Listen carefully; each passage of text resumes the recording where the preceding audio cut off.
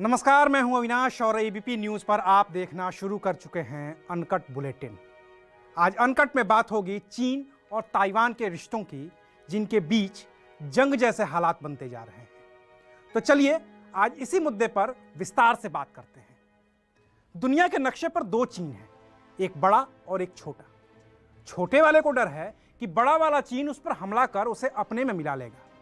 इस वजह से छोटे वाले चीन ने अपने देश के नागरिकों को आगाह कर दिया है और 28 पन्नों के बुकलेट छापकर टू डू और नॉट टू डू जैसी बातें की हैं। इस छोटे वाले चीन का नाम है रिपब्लिक ऑफ चाइना, जिसे आम फहम भाषा में ताइवान कहा जाता है। और बड़ा वाला चीन है पीपल्स रिपब्लिक ऑफ चाइना, जिसे आम फहम भाषा में चीन कहा जाता है।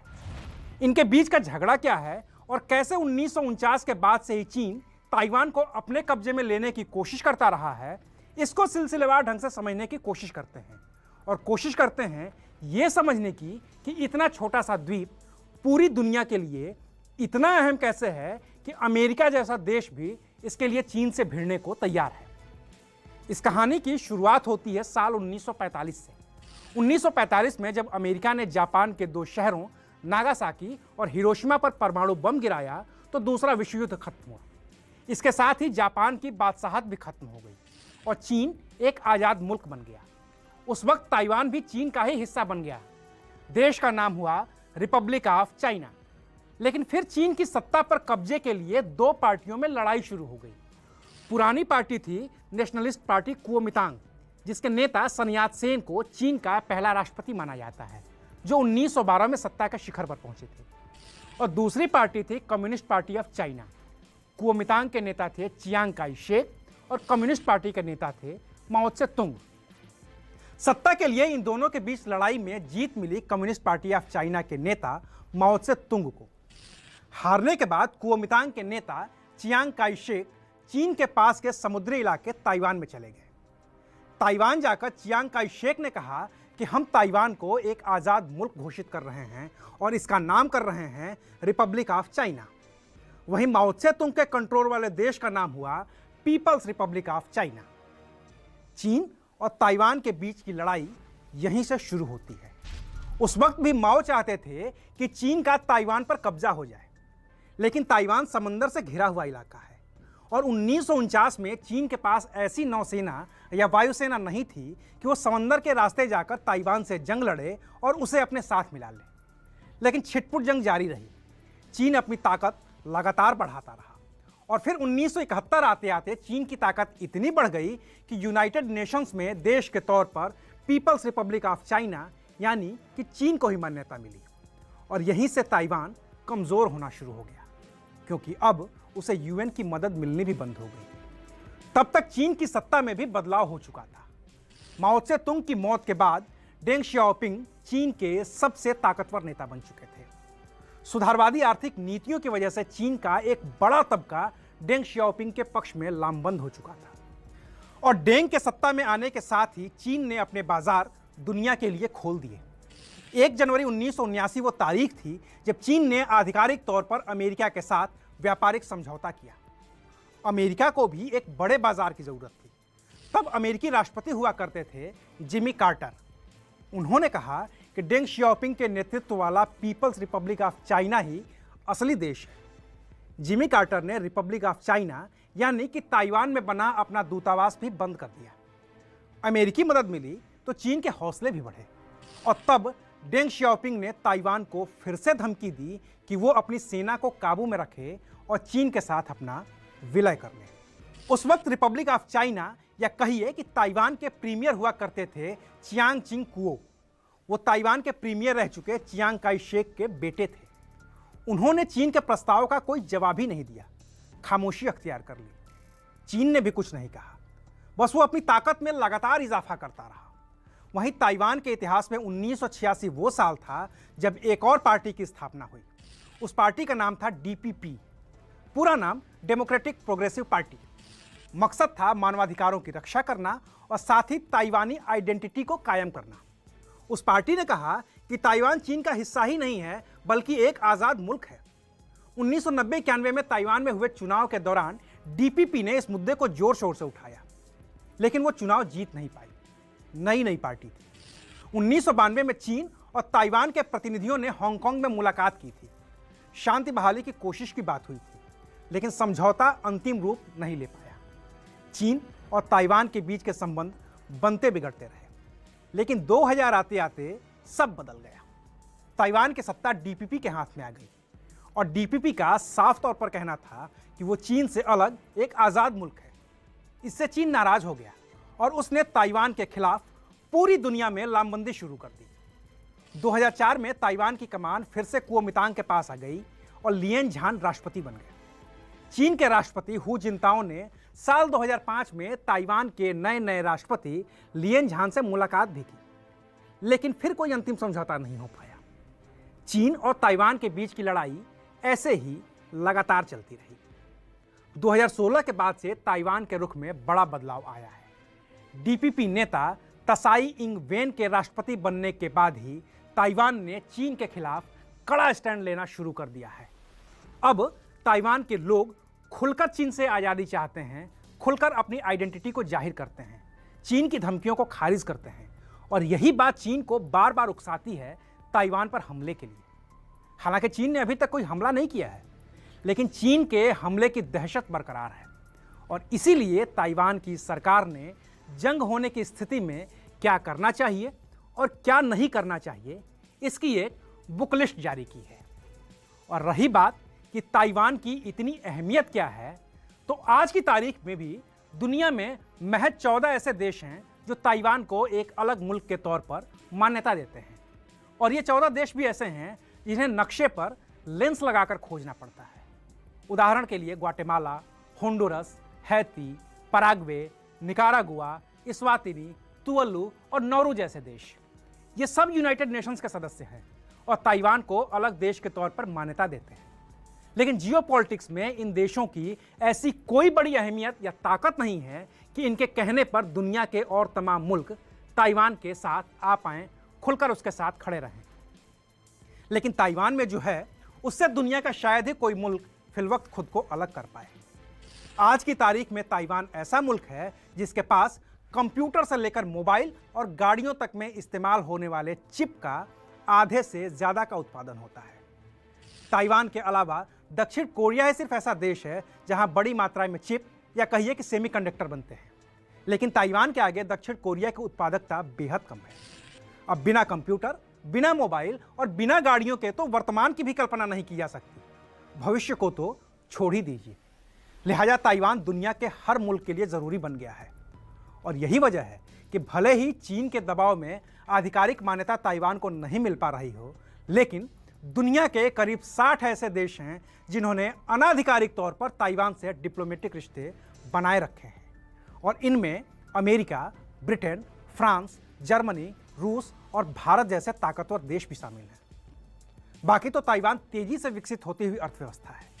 करीब 2 करोड़ 30 लाख की आबादी वाले इस देश ने चीन की तमाम पाबंदियों के बावजूद खुद को इतना विकसित कर लिया है कि 70 के दशक में जिस अमेरिका ने ताइवान की बजाय चीन को चुना था, वही अमेरिका अब ताइवान को बचाने के लिए चीन से भी लड़ने को भिड़ने को तैयार है।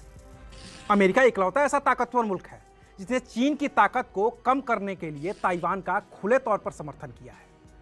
ताइवान की सेना को हथियार मुहैया करवाने से लेकर उसकी सेना के साथ खड़े रहने में अमेरिका सबसे आगे है और ये सब हुआ है 1979 के उस समझौते के तहत जिसे ताइवान रिलेशनशिप एक्ट 1979 कहते हैं। और यही बात चीन को बिल्कुल भी नहीं सुहाती है। अमेरिका के साथ चीन के रिश्ते तब बिगड़ने शुरू हुए जब चीन में हुए विरोध प्रदर्शन को रोकने के लिए चीन के थियानमेन चौक पर 1989 में चीन की सेना ने अपने ही नागरिकों का नरसंहार कर दिया था। तब अमेरिका ने चीन से अपने कारोबारी रिश्ते समेटने शुरू कर दिए। अमेरिका के बड़े बड़े निवेशक चीन के विरोध में आ गए और उन्होंने चीन में निवेश करने से इनकार कर दिया। अमेरिका ने भी चीन पर कई सख्त प्रतिबंध लगाने का ऐलान कर दिया। इस बीच 1991 में सोवियत यूनियन टूट गया, शीत युद्ध खत्म हो गया और अमेरिका निर्विवाद तौर पर दुनिया की महाशक्ति बन गया। लेकिन चीन भी लगातार अपनी ताकत बढ़ा रहा था और वो भी दुनिया की महाशक्ति बनने की दिशा में अपने कदम बढ़ा चुका था। ऐसे में ताइवान में 1996 में होने वाले राष्ट्रपति चुनाव को प्रभावित करने और ताइवान को डराने की नीयत से चीन ने ताइवान सीमा पर एक बड़ा मिसाइल परीक्षण किया। इससे अमेरिका के तत्कालीन राष्ट्रपति बिल क्लिंटन नाराज हो गए और उन्होंने ताइवान के समर्थन में पैसिफिक ओशन में अपनी फौज खड़ी कर दी। हालांकि तब भी बिल क्लिंटन ने यह साफ तौर पर कहा था कि वो अलग ताइवान देश को मान्यता नहीं देते हैं, वो दो चीन को भी मान्यता नहीं दे रहे हैं और वो चीन को ताइवान पर हमला कर उसे अपने में मिलाने का भी विरोध कर रहे हैं। कुल मिलाकर कहें तो अमेरिका ने उस वक्त ताइवान पर अपना स्टैंड क्लियर नहीं किया था।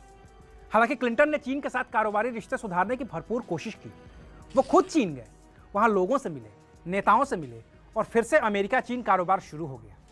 लेकिन फिर अमेरिका से एक बड़ी गलती हो गई। मिलिट्री इंटेलिजेंस की एक गलत रिपोर्ट के आधार पर अमेरिका ने बेलाग्रेड के चीनी दूतावास पर बमबारी कर दी, जिसमें कई चीनी पत्रकार और अधिकारी मारे गए। ये मई 1999 की घटना थी, जिस पर अमेरिकी राष्ट्रपति बिल क्लिंटन ने माफी भी मांगी थी। और नतीजा ये हुआ कि कुछ महीने बीतते बीतते फिर से अमेरिका और चीन के रिश्ते सुधरने लगे। बिल क्लिंटन के बाद जॉर्ज डब्ल्यू बुश के राष्ट्रपति रहते हुए भी अमेरिका और चीन के रिश्ते ठीक ठाक रहे। लेकिन बाराक ओबामा के राष्ट्रपति बनने के साथ ही अमेरिका और चीन के रिश्ते फिर से बिगड़ने शुरू हो गए। बाराक ओबामा भी राष्ट्रपति बनने के बाद 2009 के नवंबर में 3 दिनों के लिए चीन की यात्रा पर गए थे। सब ठीक चल रहा था, लेकिन वो वहां से लौटे तो 2010 की शुरुआत में उन्होंने ताइवान को कई बिलियन डॉलर के जंगी हथियार बेचने का एक समझौता कर लिया। इससे चीन नाराज हो गया। ताइवान तो चीन की दुखती रख थी ही, तो उसने अमेरिका पर प्रतिबंध लगाने का ऐलान कर दिया। बात तब और बिगड़ गई जब ओबामा ने बौद्ध धर्मगुरु दलाई लामा से मुलाकात कर ली। तिब्बत चीन की एक और कमजोर नस थी, तो इसने चीन को और भी ज्यादा उकसा दिया। लेकिन फिर नॉर्थ कोरिया के बढ़ते परमाणु कार्यक्रमों को रोकने के लिए चीन और अमेरिका फिर से एक साथ आ गए। लगा कि रिश्तों पर जमी बर्फ पूरी तरह से पिघल जाएगी। ओबामा ने तो चीन की वन चाइना पॉलिसी का समर्थन तक कर दिया, जिसमें ताइवान को चीन का ही हिस्सा माना जाता है। तिब्बत को भी ओबामा ने चीन का ही हिस्सा मान लिया। लेकिन फिर 2017 में ट्रंप सत्ता में आ गए, डोनाल्ड ट्रंप, और उन्होंने ताइवान से बातचीत शुरू करके चीन को अपना दुश्मन बना लिया। 1979 के बाद ट्रंप अमेरिका के पहले ऐसे राष्ट्रपति थे जिन्होंने ताइवान के राष्ट्रपति से बात की थी। इसने चीन को पूरी तरह से भड़का दिया। रही सही कसर चीन से निकले कोरोना ने पूरी कर दी, जिसके खिलाफ ट्रंप ने खुलकर मोर्चा लिया और चीन को अपना सबसे बड़ा दुश्मन बना लिया। और रही बात जियोपॉलिटिक्स के नजरिए से ताइवान की, तो ताइवान दक्षिणी चीन सागर में है। चीन पूरे दक्षिणी चीन सागर पर अपना कब्जा बताता है। इस पूरे इलाके में प्राकृतिक तेल और गैस के भी भंडार हैं, जिस पर दुनिया के और भी देश कब्जा चाहते हैं। लेकिन चीन उनकी राह में सबसे बड़ा रोड़ा है। वहीं अमेरिका का कहना है कि चीन को दक्षिणी चीन सागर से गुजरने वाले समुद्री रास्ते को रोकने का कोई अधिकार ही नहीं है और दुनिया के मुल्क इस रास्ते से अपना कारोबार करने के लिए स्वतंत्र हैं। ये वो रास्ता है जिससे पूरी दुनिया के समुद्री कारोबार का करीब करीब 1/3 कारोबार होता है। अब चीन और अमेरिका के अपने अपने दावे हैं और इन्हीं दावों को मजबूत करने के लिए दोनों ही देश अपनी अपनी सेना को इस इलाके में हर वक्त तैनात रखते हैं, जिससे लगातार युद्ध की आशंका बनी रहती है।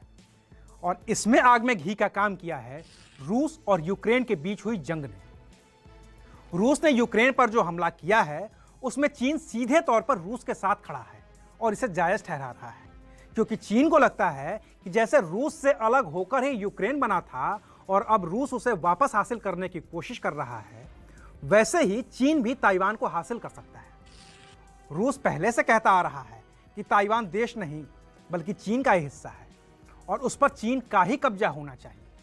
और अमेरिका रूस का पुराना दुश्मन रहा है, तो अमेरिका रूस के इस दावे को खारिज कर ही रहा है।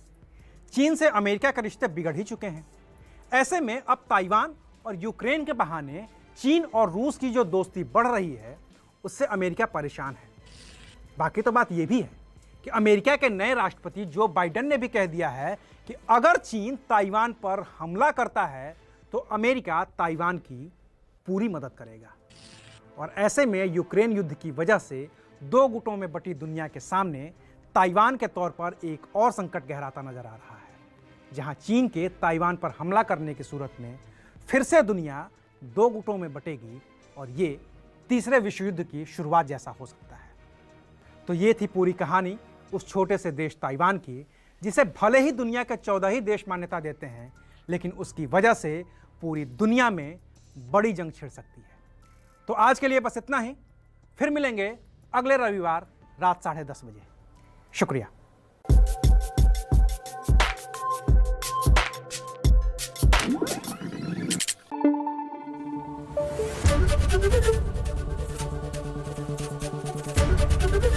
एबीपी न्यूज आपको रखे आगे।